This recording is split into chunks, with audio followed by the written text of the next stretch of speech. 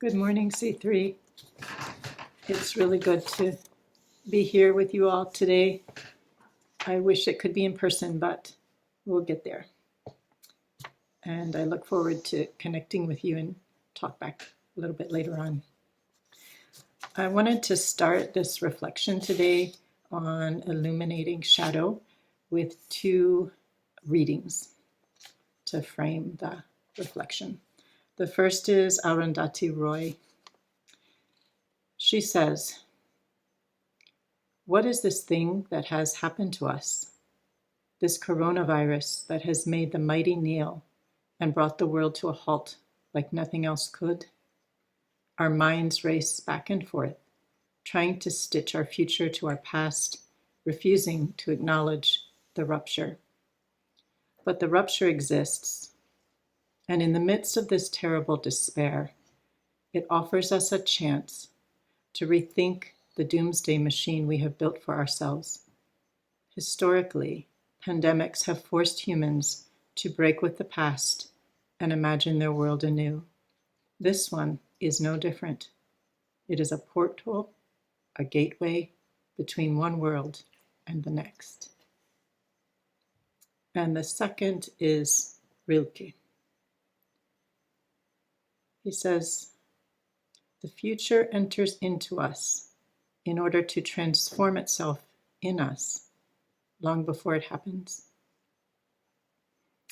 And I'm going to just read that one more time. "The future enters into us in order to transform itself in us long before it happens."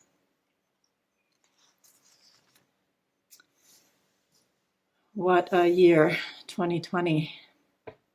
So much entered into us. An avalanche of shock and loss and change. And it just keeps falling and falling. It was a year of multiple pandemics. The COVID-19 virus, the massive loss of human life, jobs, school, social contact. And even as the coronavirus slowed the pace of emissions, carbon emissions around the world, it was still the hottest year on record in our climate change pandemic that is ongoing.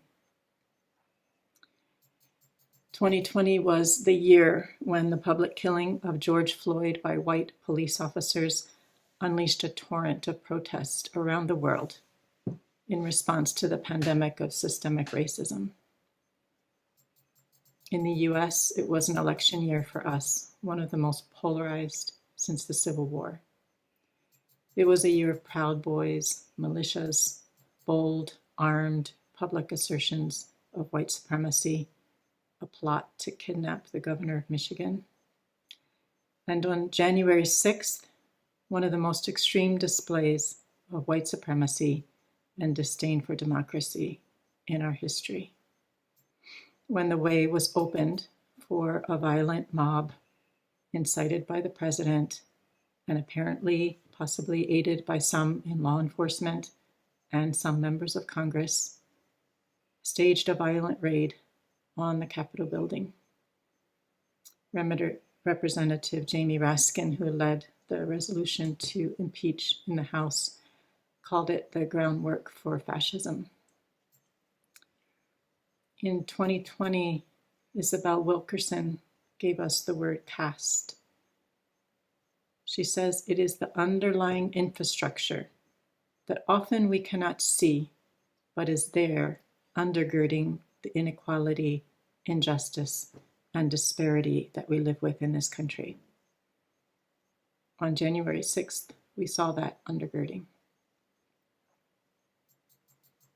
In the midst of the global and public health emergency of the coronavirus, 2020 was a record year for gun violence in this country, a record year for gun sales and gun killings.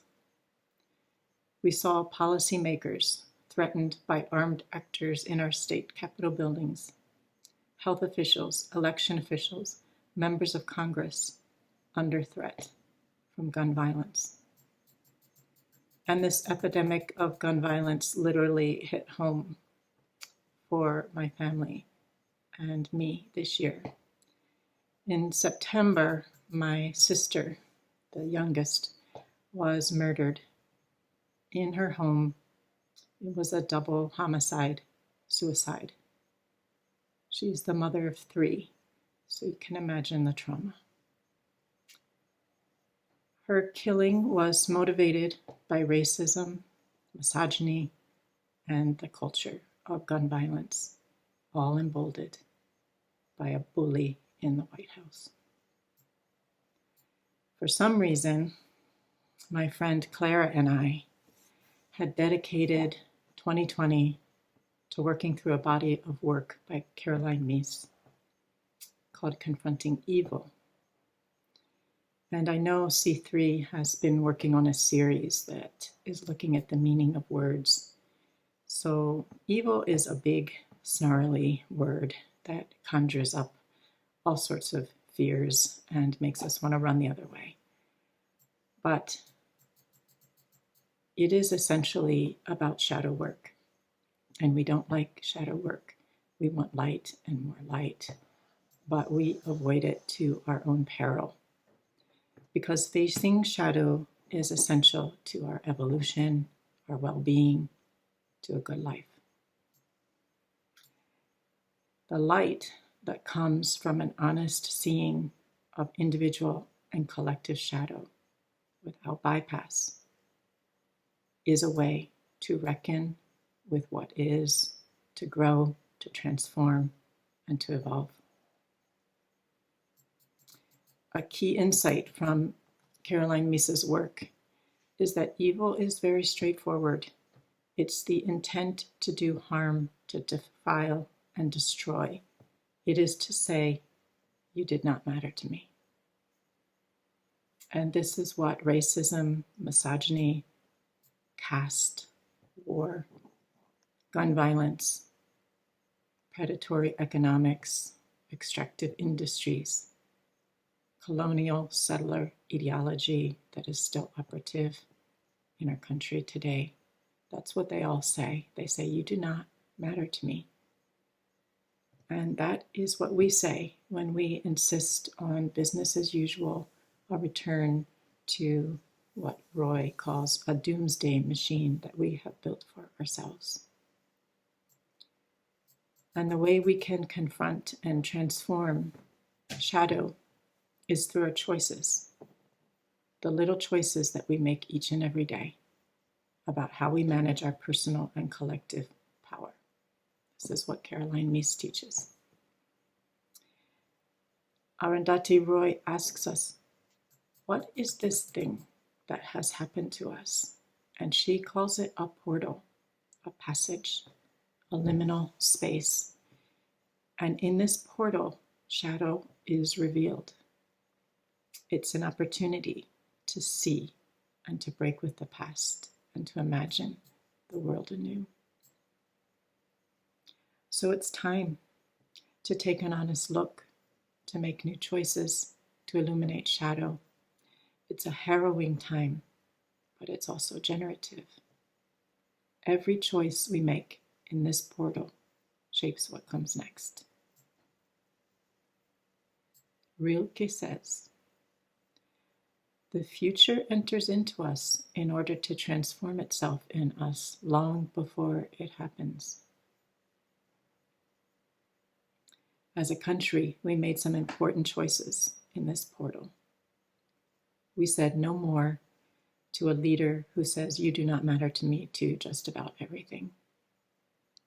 We chose to remove statues that glorify Confederate leaders from the Civil War from our public spaces and to tell a different history. We chose to say no to guns in our Capitol State Building in Michigan. We chose to say Black Lives Matter because it matters.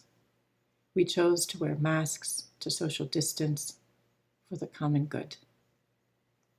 Yet shadow is deep. At the end of the year, I needed to write a newsletter for the Friendship Office. And as I sat with the year's events, with the heaviness of Honduras, where that doomsday machine is in full gear. Worried about Nicaragua, where the US is busy plotting another coup. With the shocking loss of my sister and the impact on her children and the intergenerational trauma that generated, I was struck and blocked by so much shadow. I could not write a word and could not find light. And eventually, it was the stories of people choosing to confront evil, to illuminate shadow, to transform the present and shape the future through their choices that gave me light and got me through. And I wanted to share a little bit of that light with you. So in Nicaragua, my bright spot, there's an organization of peasant women in the mountains, and they're shaping the future through their choices. 25 years ago, 10 women came together, and their mission was to transform the shadow of patriarchy and colonialism that left them landless, powerless, and invisible. So they formed an organization. They called it the Fundación Entre Mujeres, the Foundation Among Women. And they made it their goal to have sovereignty over their bodies, their rights, and their seeds. They've now grown to over 3,000 women, and they promote the education and health of women and girls, a culture of sisterhood. They fight domestic violence and femicide. They practice agroecology to ensure food security. They say no to agribusiness, no pesticide, no fertilizer, no commercial seed in their growing cycle. They cultivate and save their own heirloom seeds. So at the end of a very long year, when 2 back-to-back climate-intensified hurricanes hit Nicaragua in November, destroying crops throughout the region, these women, because of their choices, have a future. They had land, they have seed, they have sovereignty over their bodies, their rights, and they are planting again. But that's not all. These women have sons, and their sons formed their own organization. They call it Miotl, which is a Nahuatl word. That means ray of light, the first light of dawn that gently brings about transformation. And their mission is to change the culture of sexism, to end violence against women, and to create new masculinities. These young men in the mountains of Nicaragua have a t-shirt, and the t-shirt they wear says, "I am a man who opposes violence against women. What about you?" What a choice.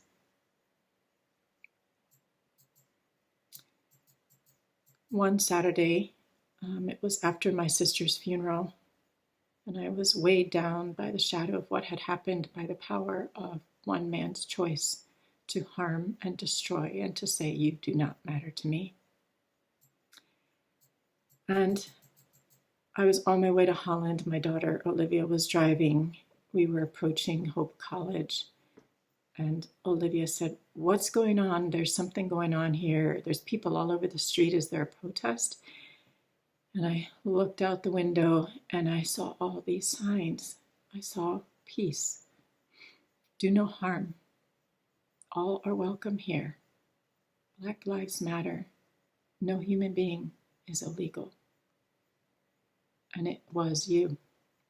It was you all standing for peace in Holland and in Grand Haven,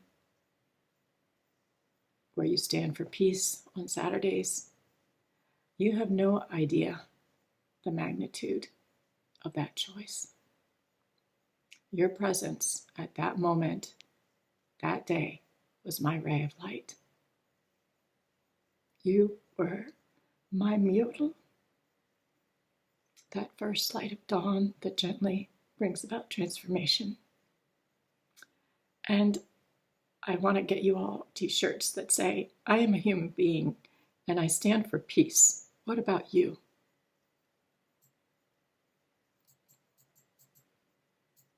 On January 6th, I was on the phone and we were going over final text for a piece of legislation in Congress that looks deeply into the shadow of U.S. policy in Central America, and it acknowledges what is with no bypass.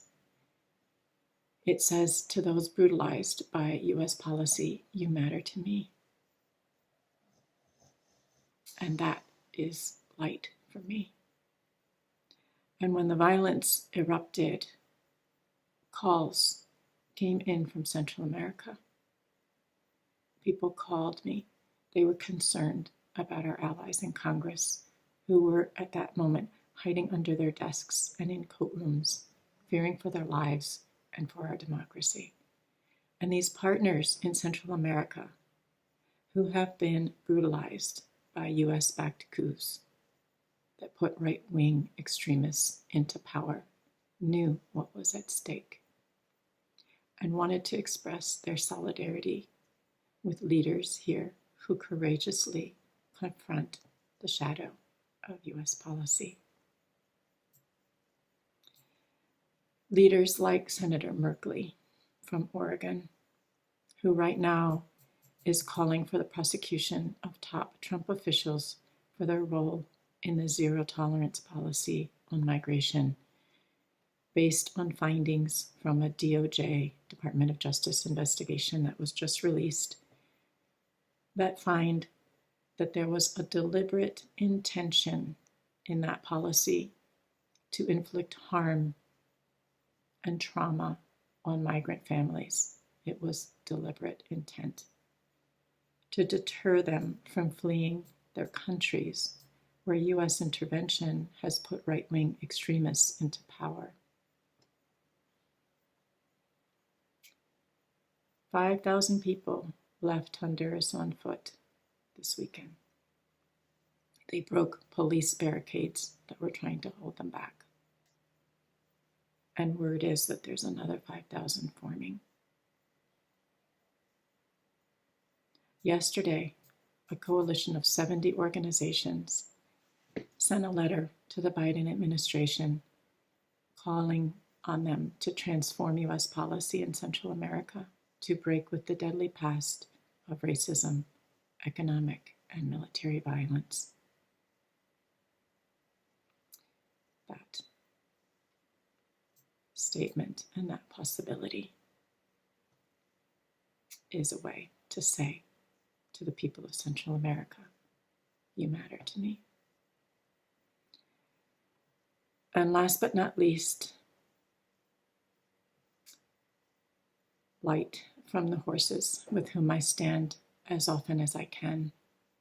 These magnificent beings who, despite centuries of misunderstanding and abuse by human beings, continue to whisper their silent wisdom about kinship, leadership, community, peace, and the right use of power.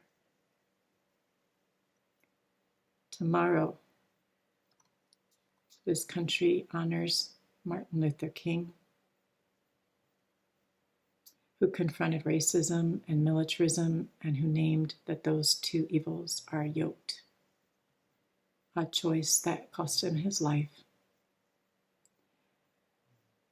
But Dr. King also chose to leave us with a dream, a ray of light that continues to enter into us. And in this portal time, we can honor him and all who stand in that very long line of struggle by doing our part to reckon with our nation's shadow so that that dream can happen to us. We can commit each day to make choices about how we live our lives, raise our children, teach history, source our food, heat our homes, speak up, advocate for policies, choose leaders, and hold them accountable. We can make choices that say to the earth and to all of our relations, you matter to me. We can use our everyday choices to shape the future that enters into us in order to transform itself in us long before it happens. I want to close with this blessing from the Shift Network. May our shadows be illuminated until everyone is free. May our illuminated shadows inspire our path to eradicate systems of oppression and enslavement. May we courageously lead the way to truth and justice, now and for as long as it takes. Thank you, C3. Look forward to seeing you in person. We will get there. And I'll see you and talk back in a little bit. Peace.